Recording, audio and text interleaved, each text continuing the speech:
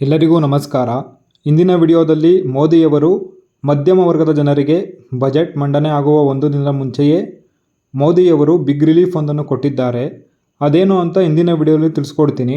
ಅದಕ್ಕೂ ಮುಂಚೆ ನಮ್ಮ ಚಾನಲ್ನ ಇನ್ನೂ ಯಾರು ಸಬ್ಸ್ಕ್ರೈಬ್ ಮಾಡಿಲ್ಲ, ಸಬ್ಸ್ಕ್ರೈಬ್ ಮಾಡ್ಕೊಳ್ಳಿ. ಯಾರೆಲ್ಲ ಆಲ್ರೆಡಿ ಸಬ್ಸ್ಕ್ರೈಬ್ ಮಾಡಿದ್ದೀರಾ ಅವರೆಲ್ಲರಿಗೂ ಧನ್ಯವಾದ ಹೇಳ್ತಾ ಈ ವಿಡಿಯೋ ಶುರು ಮಾಡೋಣ. ಈ ವಿಷಯದ ಬಗ್ಗೆ ನಿಮಗೆ ಕಂಪ್ಲೀಟಾಗಿ ಮಾಹಿತಿ ಬೇಕು ಅಂದರೆ ವಿಡಿಯೋನ ಎಲ್ಲೂ ಕೂಡ ಸ್ಕಿಪ್ ಮಾಡದೆ ನೋಡಿ ಅಂತ ಹೇಳ್ತಾ ವಿಡಿಯೋ ಶುರು ಮಾಡೋಣ. 2025-26ರ ಕೇಂದ್ರ ಬಜೆಟ್ಗೆ ಸಮಯ ಶುರುವಾಗಿದ್ದು, ಸಚಿವೆ ನಿರ್ಮಲಾ ಸೀತಾರಾಮನ್ ತಮ್ಮ ದಾಖಲೆಯ 8ನೇ ಬಜೆಟನ್ನು ಮಂಡಿಸಲು ರೆಡಿಯಾಗಿದ್ದಾರೆ. ಈ ಸಲ 2025ರ ಕೇಂದ್ರ ಬಜೆಟ್ ಮೇಲೆ ಮಧ್ಯಮ ವರ್ಗದ ಜನರು ಸಾಕಷ್ಟು ನಿರೀಕ್ಷೆಗಳನ್ನು ಇಟ್ಕೊಂಡಿದ್ದಾರೆ. ಆದಾಯ ತೆರಿಗೆ ಕಡಿಮೆ ಮಾಡೋದಿರ್ಬೋದು, PM ಕಿಸಾನ್ ಸನ್ಮಾನ್ ನಿಧಿ ಹಣವನ್ನು ಹೆಚ್ಚಿಗೆ ಮಾಡೋದಿರ್ಬೋದು, ಹೀಗೆ ಹಲವು ಪ್ರಮುಖ ಘೋಷಣೆಗಳನ್ನು ಮಾಡುವ ಸಾಧ್ಯತೆ ಇದೆ. ಇದರ ನಡುವೆಯೇ ಪ್ರಧಾನಿ ನರೇಂದ್ರ ಮೋದಿ ಬಜೆಟ್ ಮಂಡನೆಗೂ ಒಂದು ದಿನದ ಮುಂಚೆ ಬಜೆಟ್ನಲ್ಲಿ ಏನಿರಲಿದೆ ಎಂಬ ಸುಳಿವನ್ನು ನೀಡಿದ್ದು, ಬಡವರು ಹಾಗೂ ಮಧ್ಯಮ ವರ್ಗದವರಿಗೆ ನಿರ್ಮಲಾ ಸೀತಾರಾಮನ್ ಬಿಗ್ ರಿಲೀಫ್ ನೀಡುವ ನಿರೀಕ್ಷೆ ಹೆಚ್ಚಾಗಿದೆ.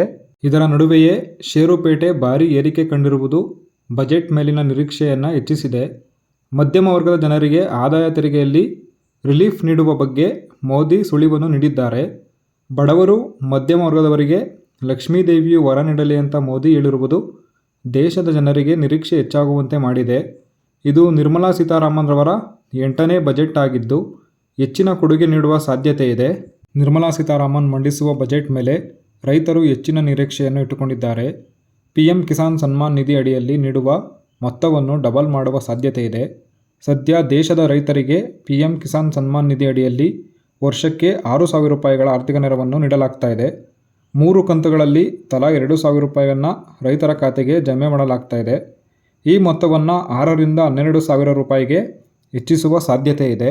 ಕೃಷಿ ಕ್ಷೇತ್ರದ ವೆಚ್ಚ ಹೆಚ್ಚಳವಾಗಿದ್ದು, ರೈತರ ಜೀವನ ವೆಚ್ಚವೂ ಕೂಡ ಏರಿಕೆಯಾಗಿದೆ. ಈ ಹಿನ್ನೆಲೆಯಲ್ಲಿ ಕಿಸಾನ್ ಸನ್ಮಾನ್ ನಿಧಿ ಮೊತ್ತವನ್ನು ಹೆಚ್ಚಿಸಬೇಕೆಂಬ ಬೇಡಿಕೆ ಕೇಳಿಬರುತ್ತಲೇ ಇದೆ. ಈ ಯೋಜನೆಯಡಿ 9.4 ಕೋಟಿಗಿಂತ ಅಧಿಕ ರೈತರು ಲಾಭ ಪಡಿತಾ ಇದ್ದಾರೆ. ಸಂಸತ್ತಿನ ಸ್ಥಾಯಿ ಸಮಿತಿ ಕೂಡ ಕಿಸಾನ್ ಸನ್ಮಾನ್ ನಿಧಿ ಹಣವನ್ನು 12,000 ರೂಪಾಯಿಗೆ ಹೆಚ್ಚಿಸುವ ಶಿಫಾರಸು ಮಾಡಿದೆ. ಇನ್ನು ಆರ್ಥಿಕವಾಗಿ ಹಿಂದುಳಿದ ಕುಟುಂಬಗಳಿಗೆ ಮತ್ತು 70 ವರ್ಷ ಮೇಲ್ಪಟ್ಟ ಹಿರಿಯ ನಾಗರಿಕರಿಗೆ ಆಯುಷ್ಮಾನ್ ಭಾರತ್ ವೈದ್ಯಕೀಯ ಚಿಕಿತ್ಸಾ ಲಾಭ ಸಿಗ್ತಾ ಇದೆ. ಈ ಯೋಜನೆಯಡಿ 36 ಕೋಟಿಗೂ ಅಧಿಕ ಕಾರ್ಡ್ಗಳನ್ನು ಮಾಡಲಾಗಿದೆ. ಮತ್ತಷ್ಟು ಜನರಿಗೆ ಆರೋಗ್ಯ ಸೇವೆಯನ್ನು ಪರಿಣಾಮಕಾರಿಯಾಗಿ ಒದಗಿಸುವ ದೃಷ್ಟಿಯಿಂದ ಯೋಜನೆಯ ವ್ಯಾಪ್ತಿಯನ್ನು ಹೆಚ್ಚಿಸಿ ಮತ್ತಷ್ಟು ಜನರನ್ನು ಒಳಗೊಳ್ಳುವ ಘೋಷಣೆಯನ್ನು ಬಜೆಟ್ನಲ್ಲಿ ಮಾಡುವ ನಿರೀಕ್ಷೆ ಇದೆ. ಅಟಲ್ ಪಿಂಚಣಿ ಯೋಜನೆ ಅಡಿಯಲ್ಲಿ ಅಸಂಘಟಿತ ವಲಯದ ಕುಟುಂಬಗಳಿಗೆ ಪಿಂಚಣಿ ಮಾಸಿಕ ಗರಿಷ್ಠ 5,000 ರೂಪಾಯಿವರೆಗೆ ಮಾತ್ರ ದೊರೀತಾ ಇದೆ. ಈಗಿನ ಬೆಲೆ ಏರಿಕೆ ಹಣದುಬ್ಬರ ಪ್ರಮಾಣವನ್ನು ಗಮನದಲ್ಲಿಟ್ಟುಕೊಂಡು ಇದನ್ನು 10,000 ರೂಪಾಯಿಗೆ ಹೆಚ್ಚಿಸುವ ಸಾಧ್ಯತೆ ಇದೆ. ಈವರೆಗೆ 7 ಕೋಟಿಗೂ ಅಧಿಕ ಜನರು ಅಟಲ್ ಪಿಂಚಣಿ ಯೋಜನೆ ಅಡಿಯಲ್ಲಿ ನೋಂದಣಿ ಮಾಡಿಕೊಂಡಿದ್ದಾರೆ. ಇದರ ಜೊತೆ ಪ್ರಮುಖವಾಗಿ ಆದಾಯ ತೆರಿಗೆಯನ್ನು ಕಡಿತಗೊಳಿಸಬಹುದು ಅಂತ ಹೇಳಲಾಗ್ತಾ ಇದೆ. ಈ ಮೂಲಕ ಮಧ್ಯಮ ವರ್ಗದ ಜನರಿಗೆ ಕೊಡುಗೆ ನೀಡಲು ಮೋದಿ ಸರ್ಕಾರ ಮುಂದಾಗಿದೆ ಅಂತ ಹೇಳಲಾಗ್ತಾ ಇದೆ.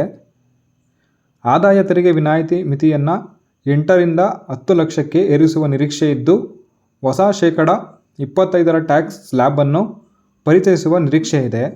ಒಟ್ಟಿನಲ್ಲಿ ನಿರ್ಮಲಾ ಸೀತಾರಾಮನ್ ಮಂಡಿಸುವ ಬಜೆಟ್ ಮೇಲೆ ಮಧ್ಯಮ ವರ್ಗದ ಜನರ ನಿರೀಕ್ಷೆ ಹೆಚ್ಚಾಗಿದೆ.